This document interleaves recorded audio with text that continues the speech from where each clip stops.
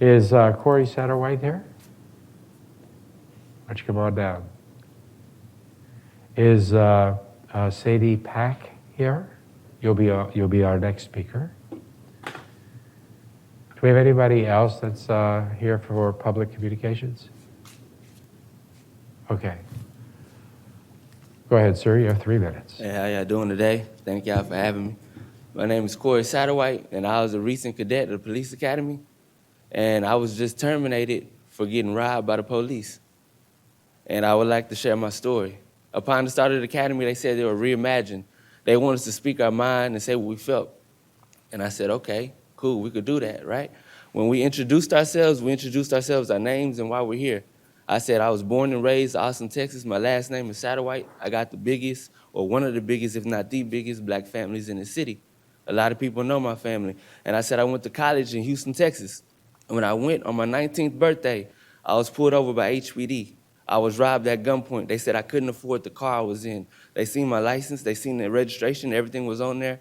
They seen my name, they threw it on the ground, didn't care. Took the money out of my wallet, had me and my friends pinned up. I thought I was gonna die on my birthday, right? I grew up not liking the police. I was constantly stopped in Houston, Texas every other week or so. They'll jump out the car, dig in our pockets, they don't find nothing, they'll get back in the car and drive off. That's life in Houston, Texas for a minority. I never liked cops. I ended up meeting one that I was forced to work with.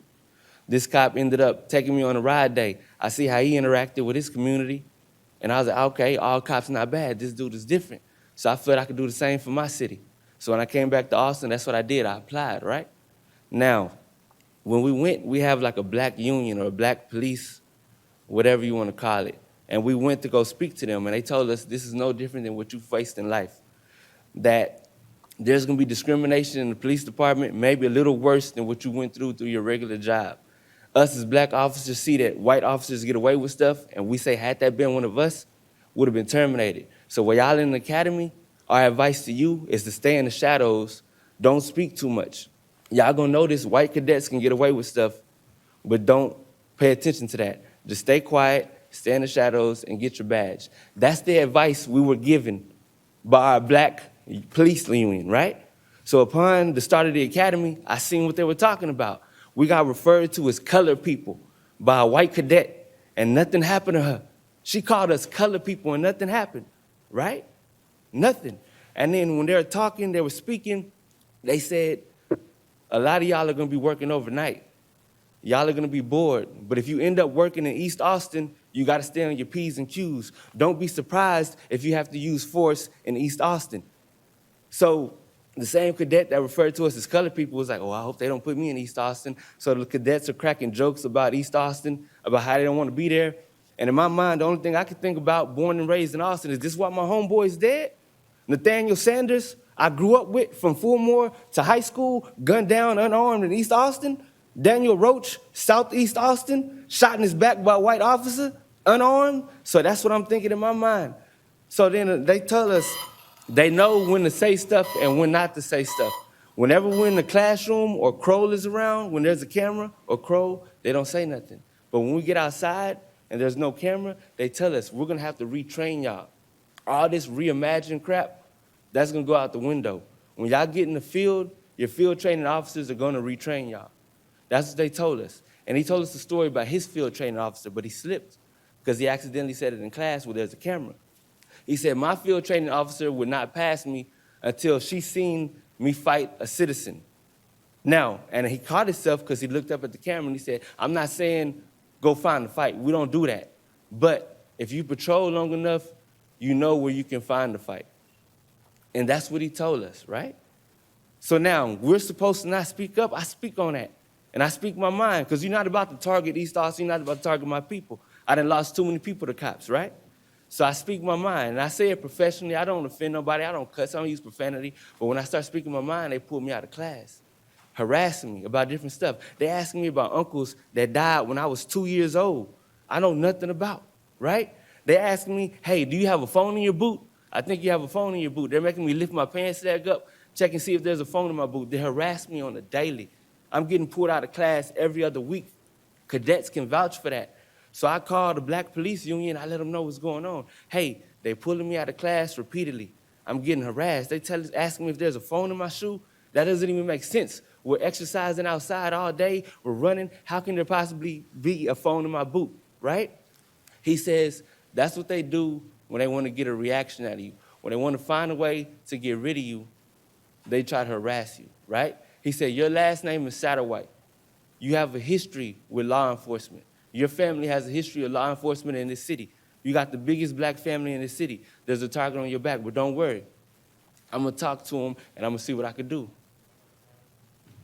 I wanted to thank you for coming today to speak to the council and to let people know about your experiences. Thank you. Clearly, some of the things that you said were definitely concerning, and when I saw on the agenda that you were signed up to speak and what it was about, I had a meeting with APD, and they provided me with a copy of your termination memo, which I also passed out to the other council members this afternoon on the dais. And while a lot of what you're saying is certainly concerning, I think that we have an environment where we can address it currently. But I do want to make it clear that the reason that you were terminated from APD was that you were not in compliance with Section 5.0 of the Code of Conduct, which states that any cadet who has been employed by the Austin Police Department and obtained that employment by means of willful representation, omission, or false statements concerning a material fact shall be in violation of this code and subject to disciplinary action up to and including recommendation for termination in the police department. Exactly. I thank you for pointing that out, and I'm going to cover that. All Okay. right. So So I really colleagues, appreciate it. we're in a forum, sir. I'm trying to figure out how to make this happen. The testimony you gave is concerning, and it's certainly something I think that many of us on the dais are going to want to follow up on. Absolutely. The process that we're in right here is we give 3 minutes to people in the community to speak, and there are multiple people that speak. So we pretty strictly abide by that 3 minutes.